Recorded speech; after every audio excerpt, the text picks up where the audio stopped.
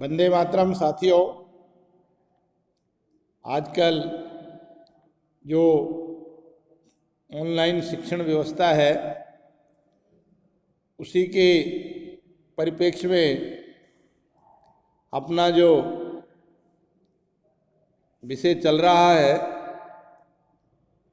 कक्षा 10वीं में अध्याय 3 जल संसाधन, उसके ऊपर आज ये तीसरा भाग लेकर के मैं आपके समक्ष उपस्थित हूँ, जिसके पिछले 2 वीडियो में अपन ने समझा कि किस प्रकार से आज़ादी के बाद भारत में पेयजल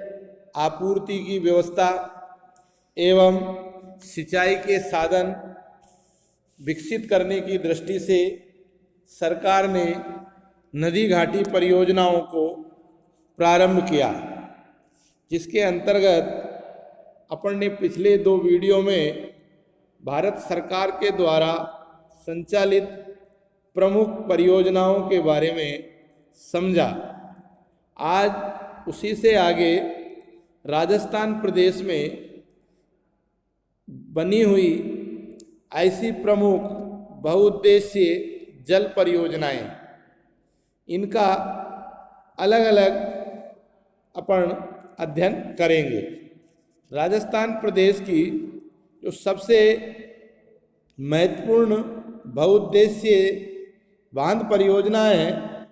उसमें नाम आता है चंबल घाटी परियोजना। चंबल घाटी परियोजना वैसे तो राजस्थान एवं मध्य प्रदेश की संयुक्त परियोजना है, अर्थात दोनों राज्यों की शामिल ये परियोजना है,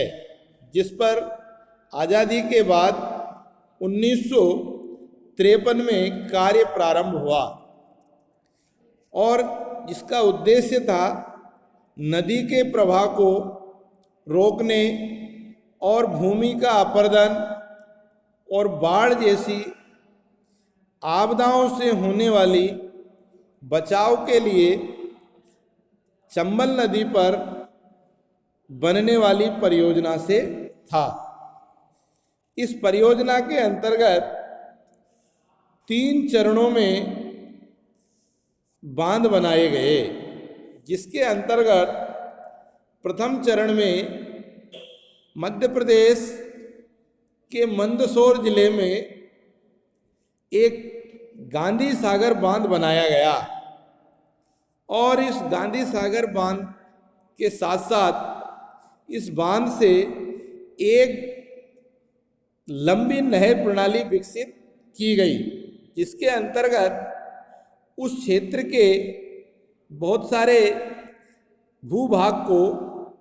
पेयजल और कृषि क्षेत्र में सिंचित के लिए जल की उपलब्धता हो सकी। इसी नदी पर आगे चल कर के जो दूसरा चरण के अंतर्गत बांध बना है, वो राजस्थान के चित्तौड़गढ़ जिले में रावत भाटा नामक स्थान पर राणा प्रताप सागर के नाम से बनाया गया। और उससे थोड़ा आगे जब अपन चलते हैं तो राजस्थान के ही कोटा एवं बूंदी जिले की सीमा पर एक और तीसरा बांध बनाया गया है, जवाहर सागर बांध। वैसे तो ये एक पिकअप बांध की श्रेणी में है, लेकिन यहाँ इस बांध के द्वारा एक विद्युत गृह का भी निर्माण किया गया है, अर्थात जल विद्युत संयंत्र यहाँ पर स्थापित किया गया है। और इससे थोड़ा जब अपन आगे चलते हैं तो राजस्थान एवं मध्य प्रदेश के भूभाग को कृषि की दृष्टि से सिंचित करने के लिए कोटा के अंदर एक बैराज बांध बनाया गया और उस बैराज बांध के माध्यम से राजस्थान और मध्य प्रदेश के बहुत सारे कृषि क्षेत्र को जल की उपलब्धता हो सकी। अब यहाँ पर 2 नए शब्द आए हैं। एक शब्द आया है पिकअप बांध। पिकअप बांध का तात्पर्य होता है कि जब कोई बड़े बांध होते हैं और उस बड़े बांध का जो जल रिसाव होता है और उस जल रिसाव के कारण से कभी आगे वाले क्षेत्र में बड़ी दुर्घटना नहीं हो, उस दुर्घटना को रोकने की दृष्टि से बड़े बांधों के नीचे एक अलग बांध बनाया जाता है ताकि उस जल के प्रवाह को वो बांध रोक सके और जल के बहाव की गति को कम कर सके। तो इसलिए जवाहर सागर को एक पिकअप बांध की संज्ञा दी गई है। इसी के साथ एक शब्द आया है बैराज, और बैराज बांध किसको कहते हैं? ऐसे बांध जिनका निर्माण कृषि क्षेत्र में सिंचाई के लिए नहर प्रणाली विकसित करने की दृष्टि से किया गया हो। इसी के साथ एक और बड़ी परियोजना जो राजस्थान में है, जिसका प्रारंभिक नाम राजस्थान नहर था, लेकिन वर्तमान में ये इंदिरा गांधी नहर परियोजना के नाम से स्थापित है। और इसका जो प्रमुख उद्देश्य है, राजस्थान में थार मरुस्थलीय क्षेत्र में पेयजल आपूर्ति, मरुस्थलीय प्रसारण को रोकने और अंतर्राष्ट्रीय सीमा पर आबादी बसाने की दृष्टि से सतलज एवं रावी नदी के संगम पर स्थित हरीके बैराज से एक नहर निकाली गई, और ये जो नहर प्रणाली विकसित की गई, ये नहर परियोजना जो स्थापित की गई, यह भारत ही नहीं बल्कि पूरे एशिया महाद्वीप के अंदर मानव निर्मित सबसे बड़ी नहर परियोजना है, जिसकी अधिकतम लंबाई 649 किलोमीटर है। अर्थात पंजाब की सीमा से लेकर के राजस्थान के भूभागों में इसकी लंबाई 649 किलोमीटर है, जो 169 किलोमीटर पंजाब की सीमा में तथा 14 किलोमीटर हरियाणा की सीमा में और शेष राजस्थान की सीमा में बहती है। इस नहर के अंतर्गत राजस्थान के 9 जिलों के लगभग 3,461 गांवों को पेयजल आपूर्ति संभव हो पाई है। आमतौर पर इतनी लंबी नहर प्रणाली विकसित करने के लिए इसका जो कार्य है वो 2 चरणों में पूर्ण किया गया, और इसके अंतर्गत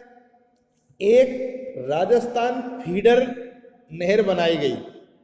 और दूसरी राजस्थान मुख्य नहर बनाई गई। ठीक है। और ये जो फीडर नहर है, ये हरीके बैराज से लेकर के राजस्थान के मसीतावली तक आती है। अर्थात हरीके बैराज से लेकर के और मसीतावली का जो भाग है, वहाँ तक का जो इसका भाग क्षेत्र है 204 किलोमीटर, वो फीडर भाग है। इसके आगे इस नहर का मुख्य भाग प्रारंभ होता है, जो मसीतावली से मोहनगढ़ तक आता है।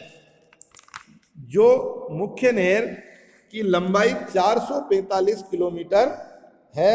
जो मरुस्थलीय क्षेत्र के बहुत बड़े भूभाग को सिंचित करती है और उच्च स्थानों पर जल को पहुंचाने के लिए इस नहर में अनेक लिफ्ट नहर प्रणाली भी विकसित की गई है। जैसा कि हम देखते हैं कि इस नहर मुख्य नहर से 7 लिफ्ट नहरों का निर्माण किया गया और इन 7 लिफ्ट नहरों के द्वारा राजस्थान के 17.41 करोड़ हेक्टेयर भूमि को संचित किया जाता है। आगे चलकर वर्तमान में इस नहर की लंबाई को आगे बढ़ाते हुए बाड़मेर के गडरा रोड तक